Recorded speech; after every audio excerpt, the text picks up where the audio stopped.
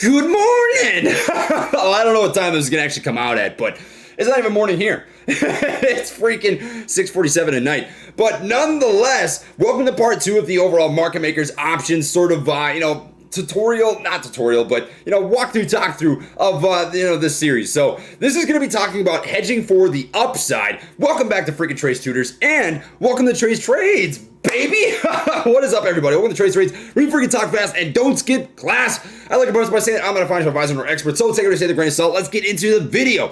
So, what is options hedging? If you haven't seen the first piece of this video talking about how options market makers actually work, right, I'd recommend you watch that first because this is going to be a series kind of walking through everything that I think is important. But I want to talk about hedging for the upside, which can lead to something called a gamma squeeze, right? Hedging for the upside typically creates lots of volatile, violent moves up, right? It's something that people like to see if you're long on the stock, particularly with AMC. AMC is exactly why I'm making this video. Hopefully this provides value to somebody down the road, after this AMC saga is done, because it is still equally important, right? So what is actual upside hedging? It's essentially managing risk for the upside. So in any sort of options contract, market makers, what they have to do is try to be profitable, right? That's why they're in the business. They're trying to make money. And hedging is managing downside risk for the upside, right? In this case, what I mean by downside risk for the upside, it means if this goes up too much and they don't hedge before it goes up too much, they can lose money on that overall contract, right? So how do they hedge? How do they manage that risk? They buy stock from the market for calls.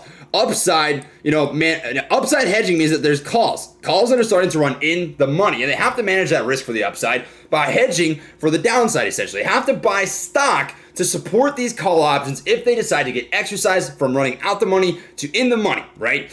When does that happen, right? This is very, very simple to think about. Think about it as trying to come out profitable on any sort of trade. So let's just say that hypothetically speaking, the premium for a $60 call is, I don't know, we're just going to make up a number, $100, right? $100 per share, which would come out to, if $100 a share premium times 100 would come out to 10 grand, right? And obviously that's very, very inflated. That's not what it would actually be, but just as an example, right?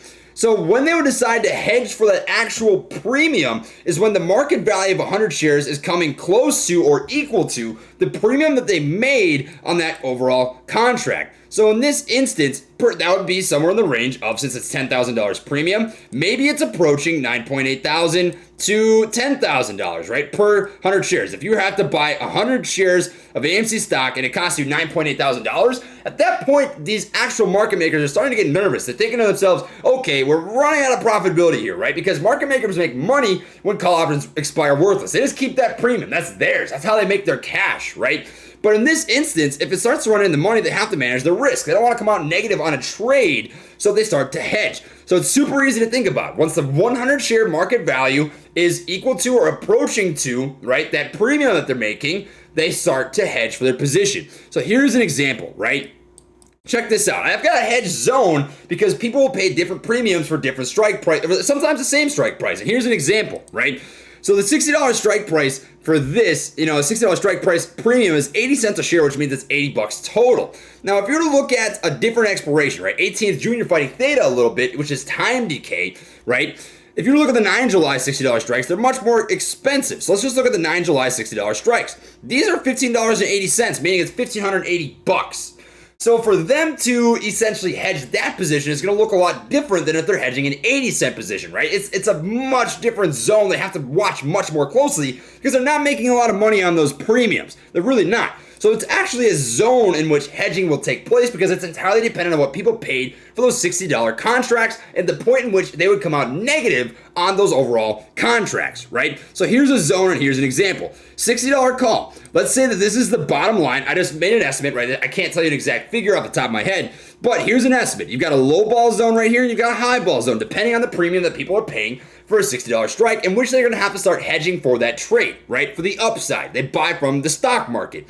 Let's say it's at 57 bucks and it starts to run up, right? Boom, at 58, 59, 60, hits that bottom of the hedge zone. At this point, market makers will start hedging for the cheapest overall premium contracts to manage their risk. They buy stock from the actual stock market. Now, what happens? Think about this very simply put, it drives price up because they have to buy stock from the stock market. That's hedging. That drives price up. It can actually create a gamma squeeze, which is essentially just these market makers managing their delta risk, their delta exposure, which is whether or not they come out profitable on all of these sort of transactions, right? Now we're approaching the top of the zone. Eventually you meet essentially this pivotal divergence where there's no longer any hedging taking place for that $60 call because it's met the top peak of whatever people are paying for premium for that $60 call. So the hedging, ceases to exist. But at that point, right, you can see a major move for the upside. And maybe a better way to draw this out would be to show you it this way, right? Where the major gamma squeezing actually takes place with this $60 strike in particular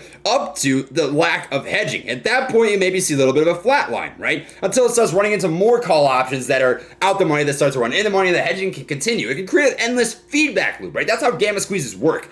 Call options run out the money to in the money, which causes hedging for the upside, right? Starting in those hedge zones, which can lead to $61 strikes running in the money, 62, 63, 64, 65. And it can continue for as long as essentially two things happen, right? There's underlying stock buying pressure to support the overall gamma squeeze, and two, the people who actually buy these call contracts decide to hold them. Now, I'm going to talk about this in my next upcoming video, but by selling call options, you actually create selling pressure.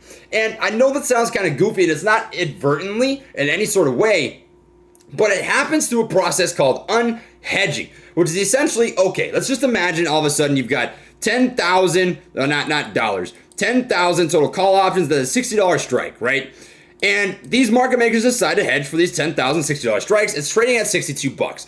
Well, all of a sudden, let's just hypothetically say 6,000 of these guys say, you know what? I made some really good cash. I'm going to cash this out. And all of a sudden, you've got 4,000 total call options at that $60 strike. Well, what happens now is they hedged for 10,000 call options. 10,000 times 100 is a lot of shares, right? 10,000 times 100 would be 100,000, 1 million shares, right? So that's a million shares they hedged for. Well, all of a sudden you took 600,000 shares off the table that they actually need since those are gone, and that can actually give them a little bit of alleviation. They only actually need 400,000 total shares. So this can actually create unhedging, selling pressure. Now, buying call options and buying puts in and of themselves, the minute that you buy them, does nothing to contribute to price action. That's an important piece to say. The buying pressure from call options happens when you buy them out the money and they start to run in the money, right? That's essentially where this really takes place.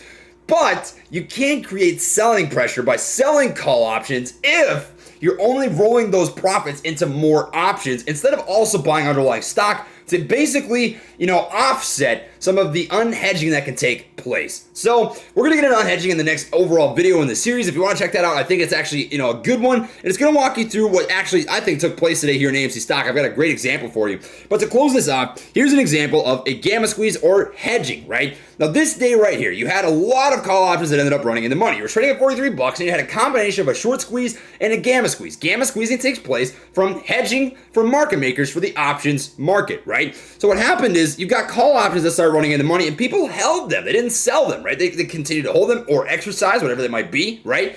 And it created this endless feedback loop of gamma squeezing and short squeezing. More call options that were out the money start to run in the money, out the money, meaning that they're above current market value, in the money, meaning they're under current market value, right? And as that takes place, the hedging continues and continues and continues and continues until people decide that I'm done, I'm good, I'm gonna take my profits. Or maybe some shorts decide to establish positions, or maybe people take profits. It can create an endless feedback loop, and the price can infinitely go as high as you want it to go. So that's essentially the process of hedging. I'm going to make this next video here talking about unhedging so that you can kind of digest that overall process in a singular video. So blah, blah, blah. I know most people drop a like and subscribe. Whatever you want to do, my friends. That's what I freaking got for you guys today. Catch you on the next one. Light taps. Much love and peace.